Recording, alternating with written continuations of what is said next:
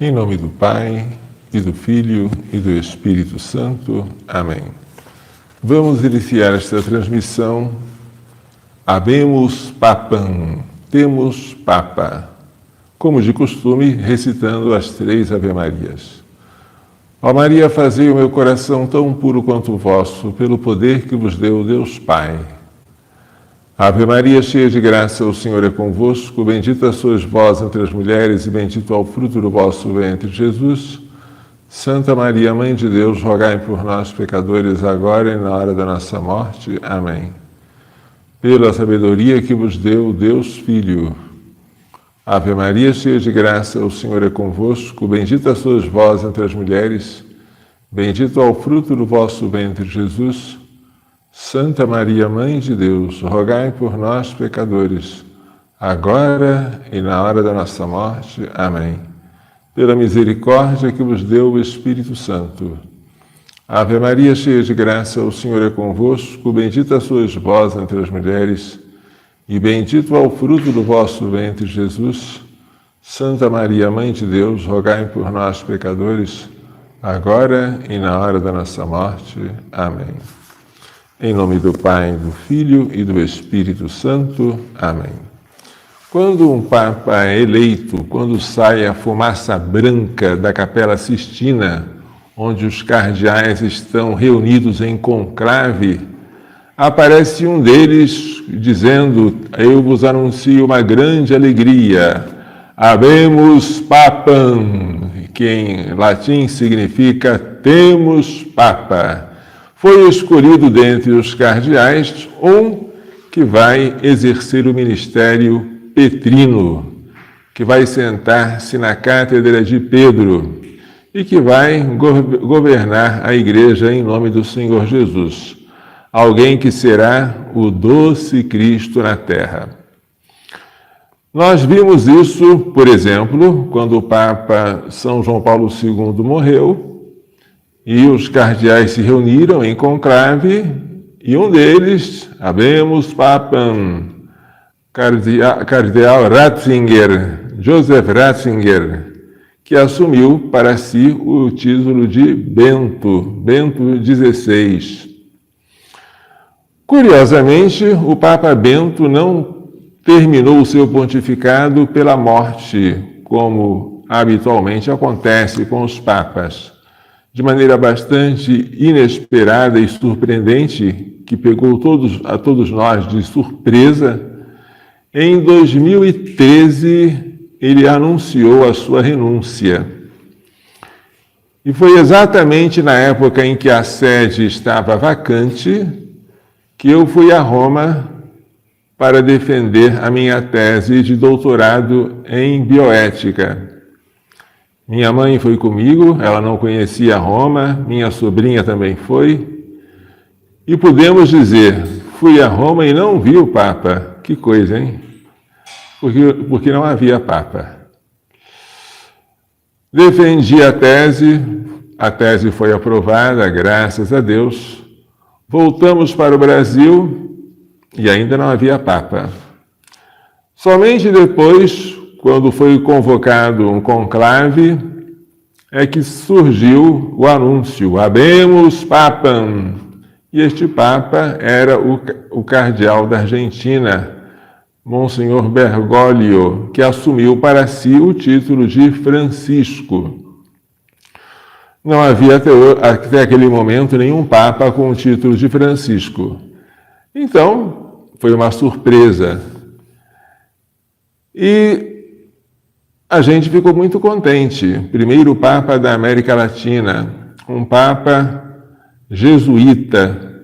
Havia tudo de novidade, um Papa argentino, de uma nação vizinha nossa. Era interessante, né? E nós ficamos, ao mesmo tempo que desolados com a renúncia de Bento XVI, consolados com a eleição de Francisco.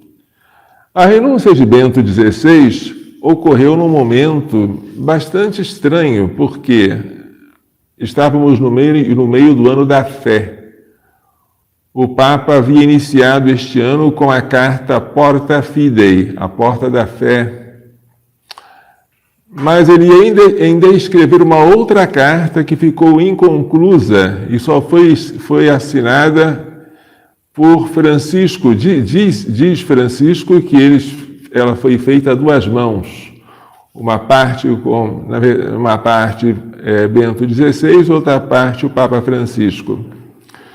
O Papa Bento ia visitar o Brasil e a visita foi confirmada, mas já sob o pontificado de Francisco. E tudo pareceu tão estranho, tão estranho. Claro, a providência divina rege tudo.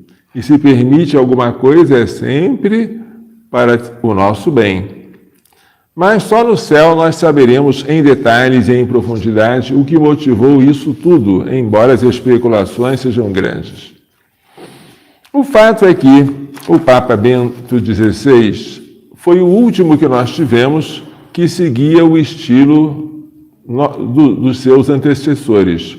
Uma linguagem clara, precisa, que não deixava dúvidas. Eu me lembro quando estive em Roma e vi o Papa Bento visitar a Pontifícia Academia para a Vida e dizer com tanta precisão de linguagem sobre os cuidados paliativos devidos a um doente, que os cuidados que são desproporcionais aos resultados, embora não sejam condenados, são facultativos. Você pode até fazer, mas não é obrigado a fazer. Uma coisa bonita, aquela linguagem que a gente olha e vê, aqui está a solidez de Pedro. Quando ele falou também condenando o homossexualismo entre os que se preparavam para o sacerdócio, coisa horrível, né? Até entre seminaristas. E ele foi muito criticado pelos psicólogos, porque ele pediu a ajuda dos psicólogos para curar esse transtorno que, se aceito, torna-se um pecado, e um pecado gravíssimo. Nós víamos o Papa Francisco no ano sacerdotal, né? Aquele ano em que nós celebramos São João Maria Vianney e o sacerdócio, coisas tão bonitas. 2013 pareceu uma espécie de avalanche ou um terremoto. Nossa! E o Papa Francisco veio ao Brasil no ano internacional, no ano mundial da juventude, né, no encontro mundial da juventude com o Papa, no Rio de Janeiro. Foi muito bem recebido, mas nós notamos, eu pelo menos notei, a ausência de qualquer referência explícita que nós esperávamos, né, sobre temas de bioética, que nunca faltaram nem em São João Paulo II, nem em Bento XVI. A condenação do aborto, a condenação do homossexualismo, do reconhecimento legal das uniões homossexuais, a condenação da eutanásia, da anticoncepção, da esterilização, a revalorização da castidade.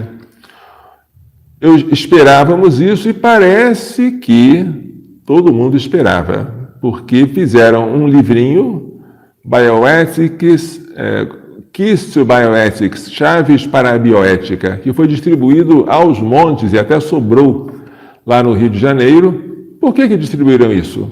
Falando da bioética de diversos pontos, com figuras, com diagramas, porque esperavam que o Papa falasse disso. Todo mundo estava esperando. E o silêncio dele sobre esses assuntos causou uma certa perplexidade.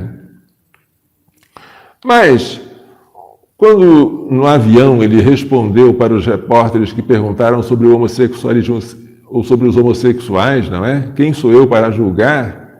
Nós percebemos que o Papa Francisco tinha um estilo diferente. Ele não respondia de maneira clara, sem deixar dúvidas. Interpretaram: quem sou eu para julgar que o homossexualismo é pecado ou não? O que o Papa jamais poderia dizer.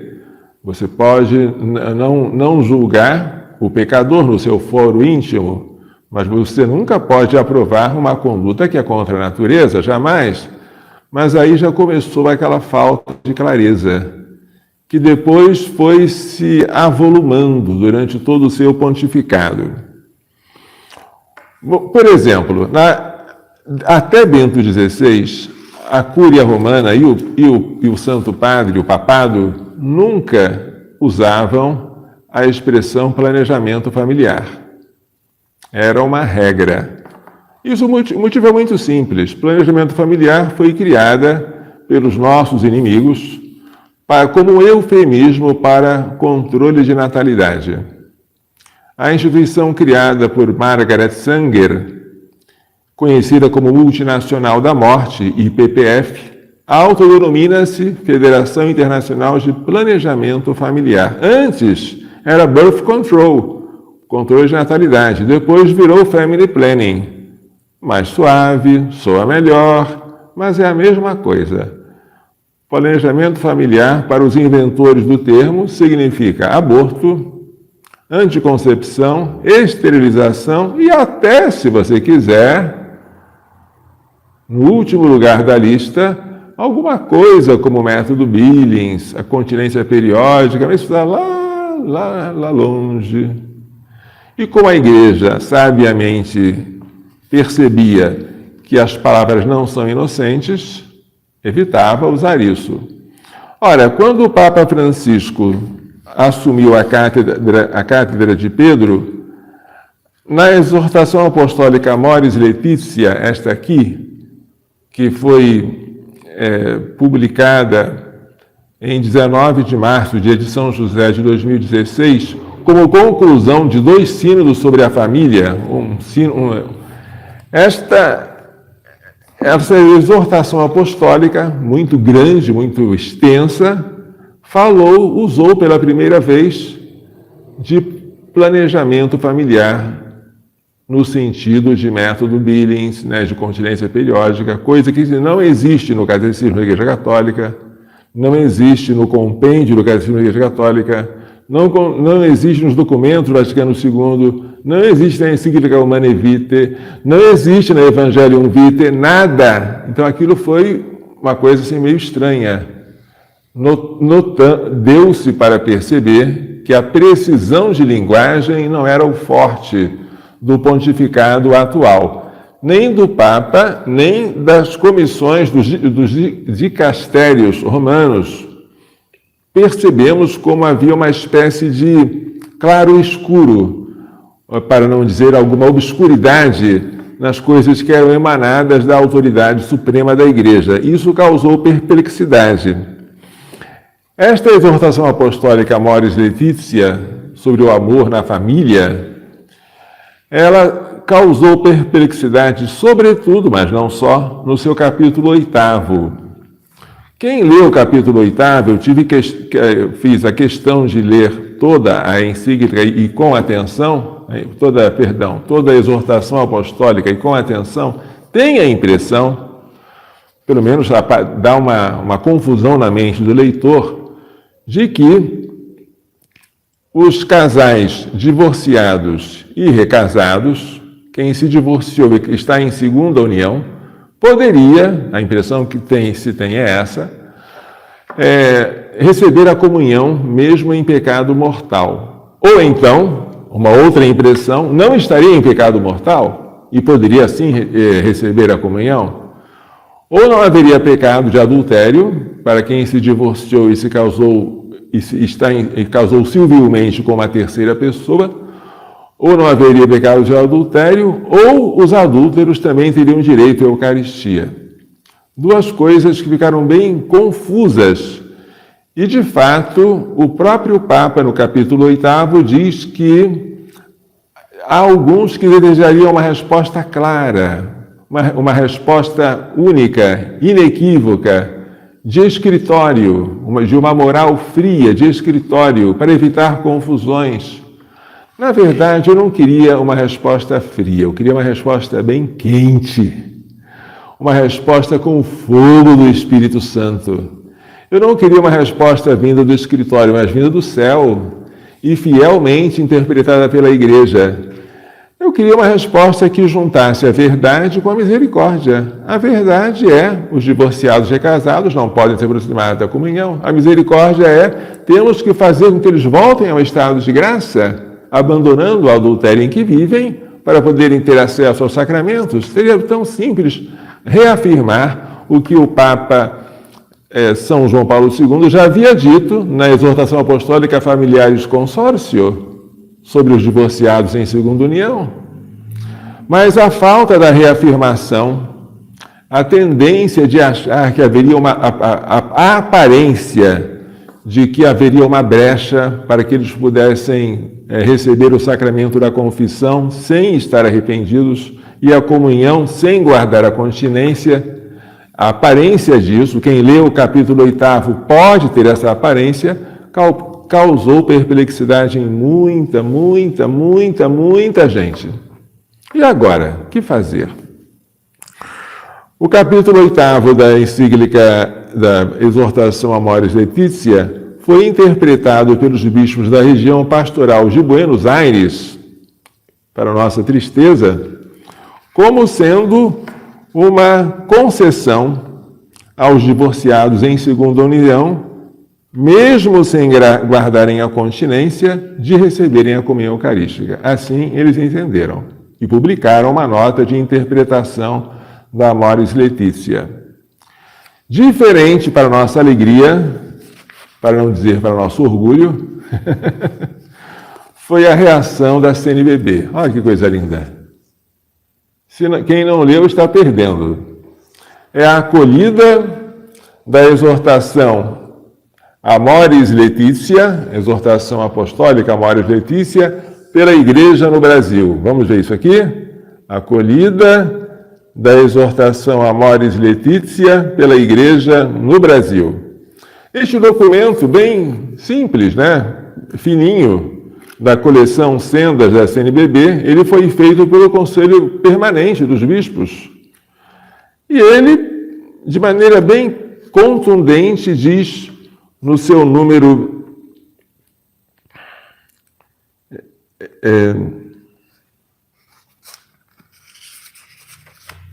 deixe-me ver onde está aqui. 43, se não estou enganado.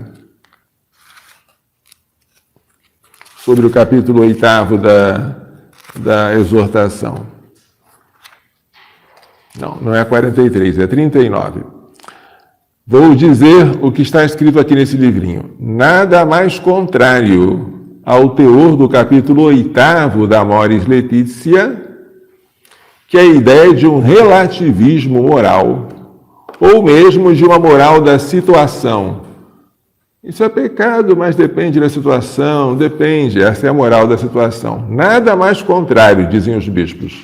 Muito pelo contrário, nela se reafirma a doutrina acerca da indissolubilidade do matrimônio, o matrimônio é indissolúvel, e a malícia intrínseca do adultério. O adultério é intrinsecamente mau e não pode se tornar bom por nenhuma circunstância, nem pela boa intenção de quem o pratica.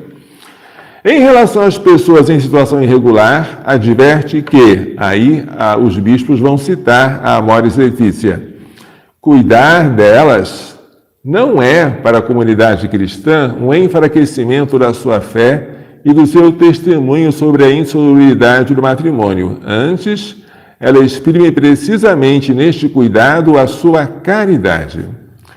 Então, aqui, os bispos brasileiros, para nossa alegria, eu fico muito contente, muito agradecido a Deus por isso, ao contrário dos bispos da nossa vizinha Argentina, interpretaram o capítulo 8º da Amoris Laetitia da melhor maneira possível. Não como uma derrogação do pecado contra a castidade, do sexto mandamento, não como uma permissão para comer o pão e beber o corpo do Senhor, e beber o cálice e comer o corpo do Senhor, sem examinar a si mesmo para comer e beber a sua própria condenação. Não. Interpretaram da melhor maneira possível. E eu fico muito contente mesmo, por ter sido essa a posição da CNBB. Eu fico pensando, deve haver um nexo de causa e efeito entre a oficialização do adultério em Buenos Aires, infelizmente é isso, e da recepção da Eucaristia pelos adúlteros, e a legalização do aborto naquele país, na Argentina. Eu acho que a gente não brinca com a Eucaristia. Quando bispos que deveriam cuidar do povo, do rebanho, né, resolvem entregá-lo aos lobos, não é de se estranhar que como castigo venha a aprovação de um crime tão horrendo como é a morte direta de uma criança inocente por nascer indefesa e sem poder ser batizada. Isso aconteceu. Seja como for, no momento atual, a barca de Pedro sofre uma tempestade de vento e começa a se encher de água, enquanto Jesus na popa parece estar dormindo sobre o travesseiro. A passagem é de São Marcos, capítulo 4, versículo 38. Só ele fala isso, dormindo sobre um travesseiro. Diante disso, não falta quem, em vez de reavivar a fé na igreja e em seu fundador, apresente soluções evasivas. Para alguns, a culpa de tudo isso seria do Concílio Vaticano II, que foi convocado pelo Papa São João XXIII e depois coordenado pelo Papa Paulo VI, de 1962 a 1965. O Concílio Vaticano II, dizem alguns, é o bode expiatório universal. Tudo que é de mal veio de lá. O bode expiatório era um bode sobre o qual os sacerdotes colocavam a cabeça na mão dele, a fim de que ele carregasse sobre si os pecados do povo. E esse bode era lançado no deserto. Hoje, quando se fala que alguma pessoa, alguma instituição, alguma coisa é bode expiatório, quer dizer que ela é culpada de tudo que acontece de mal na sociedade. Outros se concentram na reforma litúrgica de São Paulo VI, a reforma do Missal de 1969, e apontam a Santa Missa em sua forma atual como sendo herética e, às vezes, até inválida. Há alguns, infelizmente, que chegam a dizer aos fiéis que, se não puderem assistir à missa anterior à da reforma litúrgica, que fiquem em casa rezando o terço. Que coisa, hein? Privar os fiéis do sacrifício eucarístico, do pão da vida, por não ter a missa de que eles preferem. Pode-se preferir a outra, legitimamente, mas não se pode negar a validade da atual, nem os imensos benefícios que ela traz, porque ela é um verdadeiro sacrifício de Cristo, incruento, e oferecido ao Pai em nossos altares. Aos sedevacantistas, aqueles que acham que a sé de Pedro está vacante, o último Papa válido teria sido Pio XII. Eu acho que há alguns que ainda vão mais além no tempo, mas a maioria diz que o último Papa válido foi Pio XII. A partir de João XXIII só tivemos antipapas. A sé de Pedro está vacante. Que confusão! Todos esses anos, então, a igreja esteve desgovernada, produziu um mau concílio, que seria, no caso, um conciliábulo. O Vaticano II fez uma reforma litúrgica que foi a reforma do mal. E nós, católicos, estaríamos seguindo um Papa mau. Tudo de mal. Mas, nos últimos tempos, nos últimos anos, eu posso dizer, surgiu uma tese peculiar de alguém que diz: eu não sou sedevacantista, a sé de Pedro está preenchida por alguém. Só que este alguém não é o Papa Francisco. Francisco não é Papa. Francisco é antipapa. Ué, mas então quem é o Papa? O Papa teria sido, segundo tais pessoas, seria, segundo tais pessoas, Bento XVI. Mas ele não renunciou? Aí é que vem a questão. A renúncia dele não teria sido válida. Veja que confusão. Nossa, que tempestade estamos passando, né? E qual o argumento de quem defende essa tese? Esta tese é defendida por uma colombiana jurista chamada Estefania Acosta. Bento XVI, Papa Emérito. Este é um livro que foi recentemente traduzido para o português, mas os artigos originais, evidentemente, são em castelhano. Este livro põe em dúvida e acaba por negar a validade da renúncia de Bento XVI. Como assim? Quando Bento XVI renunciou, em 11 de fevereiro de 2013, melhor dizendo, quando ele comunicou a sua renúncia, que ocorreria depois da convocação de um conclave para 28 de fevereiro, interpretando a fórmula, o jeito com que o Papa falou, dizem esses tais, a renúncia não teria sido válida. Qual foi a fórmula usada pelo Papa? Caríssimos irmãos, convoquei-vos para esse consistório de cardeais, não só por causa das 3 canonizações, foram 3 santos canonizados naquele consistório, mas também para vos comunicar uma decisão de grande importância para a vida da Igreja. Depois de ter examinado repetidamente a minha consciência diante de Deus, cheguei à certeza de que as minhas forças, devido à idade avançada, já não são idôneas para exercer adequadamente o munus petrino. Estou bem consciente de que este munus, pela sua essência espiritual, deve ser cumprido não só com as obras e com as palavras, mas também igualmente sofrendo e rezando. Todavia, no mundo de hoje, sujeito a rápidas mudanças e agitado por questões de grande relevância para a vida da fé, para governar a barca de São Pedro e anunciar o Evangelho, é necessário também o vigor, quer do corpo, quer do espírito. Vigor este que nos últimos meses foi diminuindo de tal modo em mim que tenho de reconhecer a minha incapacidade para administrar bem o ministério que me foi confiado.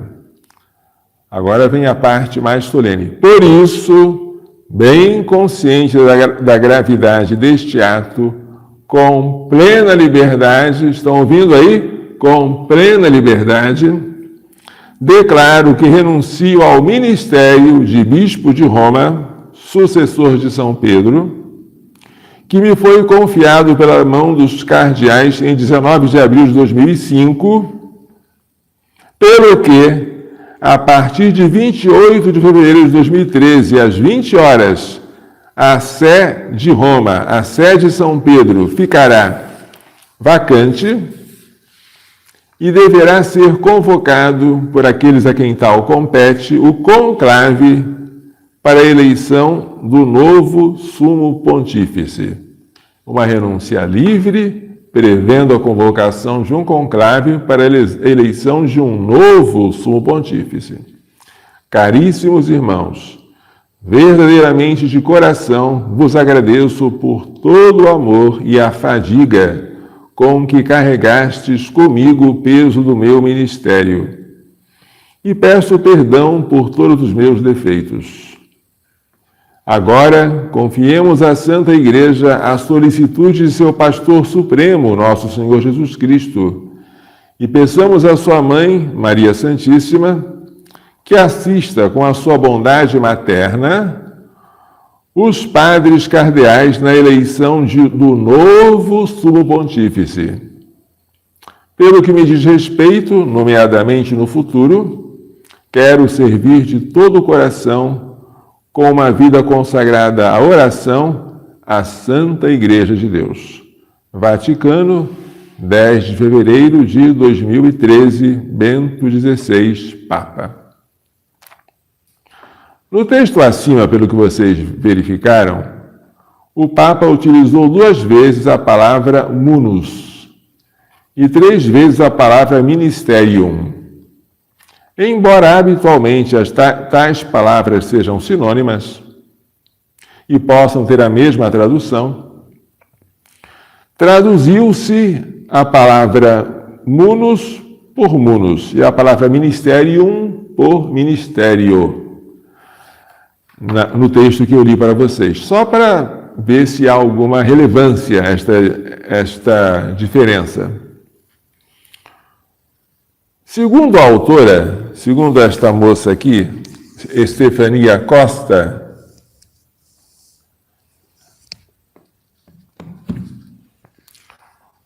Bento XVI não teria renunciado ao cargo, ao munus de Romano Pontífice. Ele continuaria sendo Papa, mas teria renunciado ao exercício de certas funções, de certos ministérios associadas ao cargo. A renúncia teria recaído sobre o ministério de governar e de pregar. Ele não governa, não prega, mas conservaria o ministério de orar e de sofrer. Orar pela igreja e sofrer pela igreja. Então ele seria um Papa verdadeiro, impedido de governar, impedido de pregar, mas ainda capaz de orar e de sofrer. Bento XVI não teria renunciado ao ser Papa, que é o munus, mas a certas funções, ministérios do papado. Esta é a tese desta autora. Em conclusão, ele permaneceria o verdadeiro e único Papa. O cardeal Bergoglio, eleito para substituí-lo com o nome de Francisco, seria um antipapa. Mais uma confusão na nossa cabeça. Temos uma igreja com um Papa e um antipapa. A última vez que nós tivemos isso foi no cisma do Ocidente. Havia um Papa legítimo em Roma e um Papa ilegítimo, antipapa, em Avignon. E houve vários sucessores do Papa e dos antipapas. Como isso feriu a Igreja? Como uma tese como esta, ainda que feita com todas as boas intenções e com pessoas probas, pode causar tanto dano para a unidade da Igreja? Como essa ideia está encontrando adeptos, já vi várias pessoas falando sobre isso, inclusive entre pessoas influentes, convém analisá-la e dar-lhe uma resposta. Diz o cânon 332, parágrafo 2º do Código de Direito Canônico: se acontecer que o Romano Pontífice renuncie a seu munus, para a validade se requer que a renúncia seja livremente feita e devidamente manifestada, mas não que seja aceita por alguém. Então, embora fosse uma hipótese bastante imaginária, o Código já previa essa possibilidade de o Papa renunciar, desde que a renúncia fosse livremente feita e devidamente rite manifestada. Às vezes se traduz também formalmente manifestada. Rite poderia ser ritualmente. Para Estefânia, a renúncia teria sido nula em virtude do que diz o cânon 188, a renúncia por medo grave, injustamente incutido, por dolo, ou por erro substancial, ou por simonia, é ipso iure nula. Ipso iure quer dizer pelo próprio direito, em virtude do próprio direito. Segundo a autora, a renúncia teria sido nula por causa de um erro substancial. Bento XVI disse: renuncio ao ministério do bispo de Roma,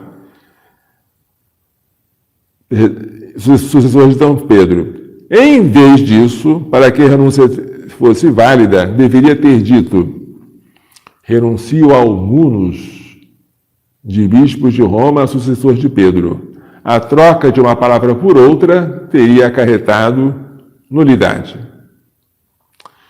Porém, comentando o cânon 332, parágrafo 2º acima citado, o canonista Padre Jesus Hortal observa, em relação à possível renúncia do Papa, a palavra rite, devidamente, formalmente, ritualmente, não significa, como explicitamente foi explicado pela comissão, que seja necessária uma forma legal determinada, como aquela que nós usamos para os sacramentos, sem a qual não há validade.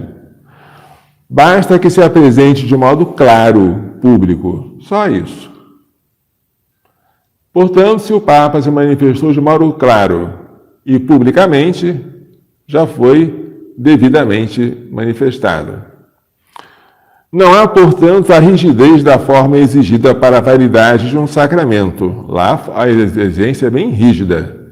Se você diz, eu te absolvo de teus pecados em nome do Pai, mas não menciona as duas pessoas divinas, o Filho e o Espírito Santo, a absolvição foi inválida, por erro de forma.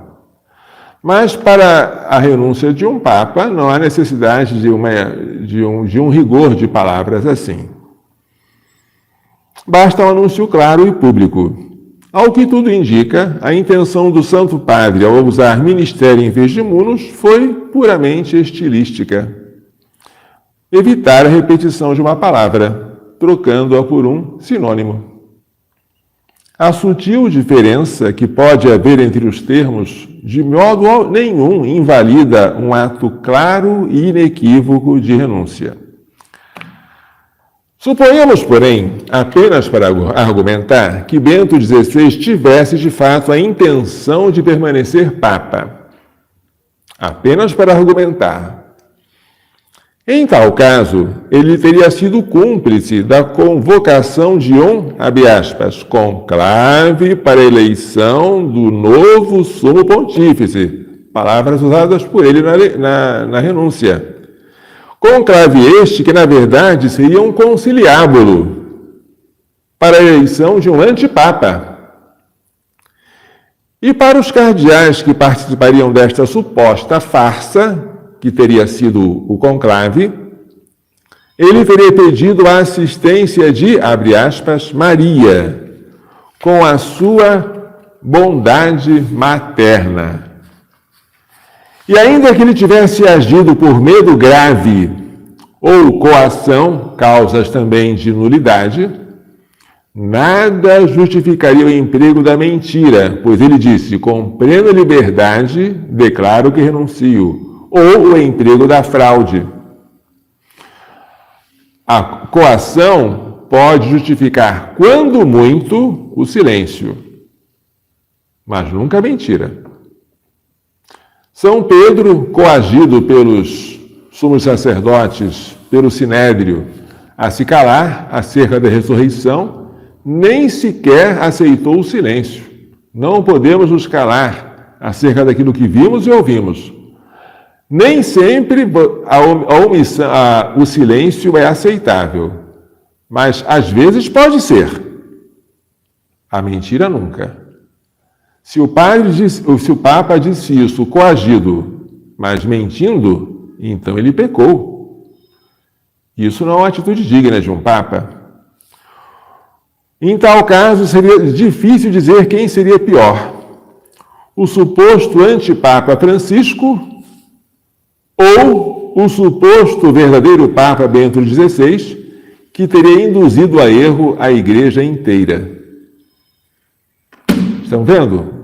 A emenda fica pior do que o soneto. O remédio causa mais danos que a doença. Mas o próprio Bento XVI confirma e sempre confirmou que a sua renúncia foi válida. A própria autora, nesse livro, Bento XVI, Papa Emérito,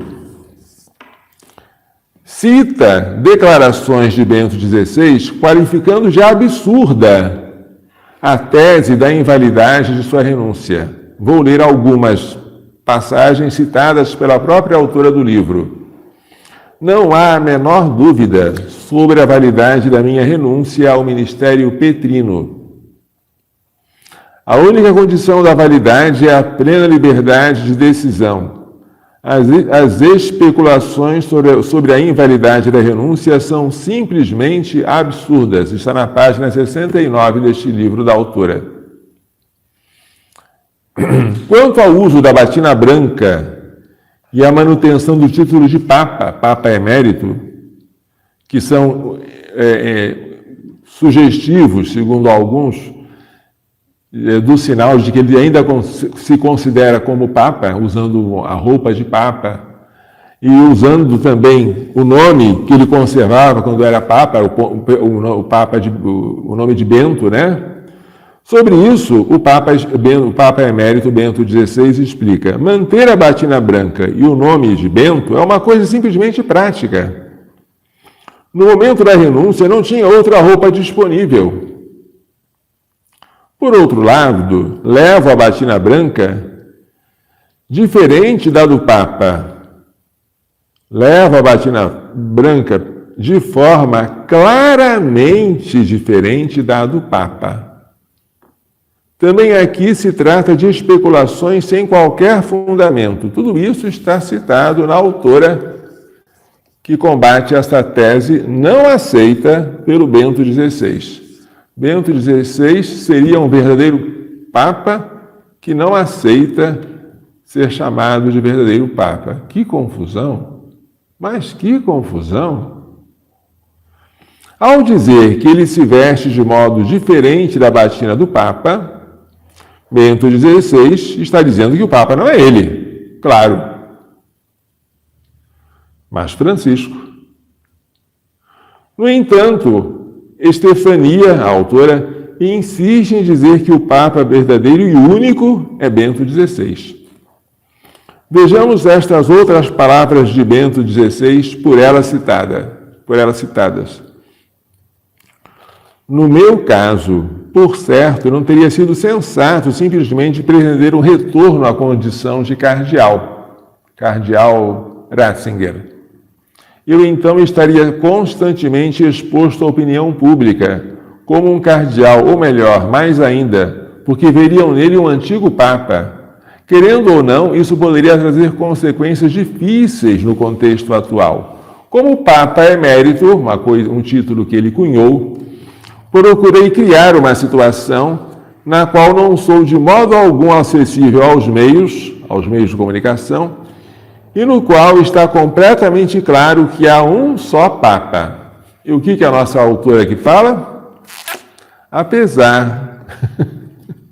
Desculpa me estar rindo. Apesar do que foi argumentado acima, do que eu já falei com vocês, a autora insinua que ao dizer que há um só Papa, Bento XVI estava se referindo a si mesmo. Porque ela pergunta: qual é o único Papa que, segundo Bento XVI, deve ficar claro que existe? Isso ela pergunta na página 70 do seu livro. Pelo que se vê, as razões da tese da invalidade da renúncia de Bento XVI devem ser procuradas não na lógica, mas na psicologia.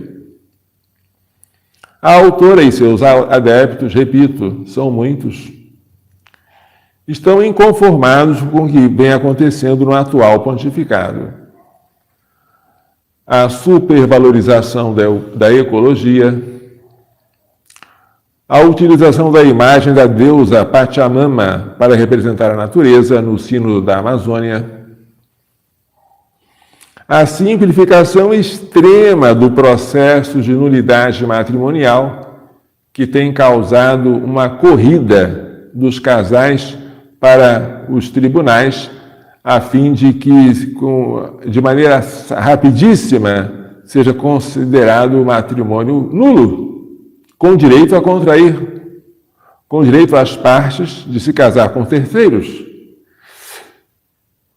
A acolhida entusiástica dos divorciados em segunda união, evitando a palavra adultério para qualificar sua conduta. É uma palavra chocante, mas foi Jesus que disse: quem repudia sua mulher e casa com outra comete adultério. A falta de uma reafirmação clara de que tais pessoas não podem receber a comunhão eucarística. A pluralidade de religiões apresentada como parte do desígnio de Deus. Isso ele fez no encontro com líderes religiosos e causou espanto. Nossa, há um desígnio de Deus de que haja muitas religiões e não apenas uma verdadeira. Mas depois ficou esclarecido a pedido de Dom Atanásio Schneider, que também aqui foi ordenado por Dom Manuel, bispo de nossa diocese, que o Papa se referia apenas à vontade permissiva de Deus, não à sua vontade positiva. Há muitas religiões porque Deus permite. É um mal permitido por Deus, mas não é um mal querido positivamente por Ele, como se fosse bom, né? A não resposta aos 5 dúbia, as dúvidas, formuladas por 4 cardeais sobre alguns pontos da Amoris Laetitia, são questões pertinentes. Com rapidez, a Santa Sé respondia para esclarecer alguma coisa que havia ficado obscura. É um recurso tão fácil de ser utilizado. O Santo Padre comunicou que não responderia, e em vista dessa resposta de não resposta, os 4 cardeais autores publicaram as perguntas, publicaram os dúbia.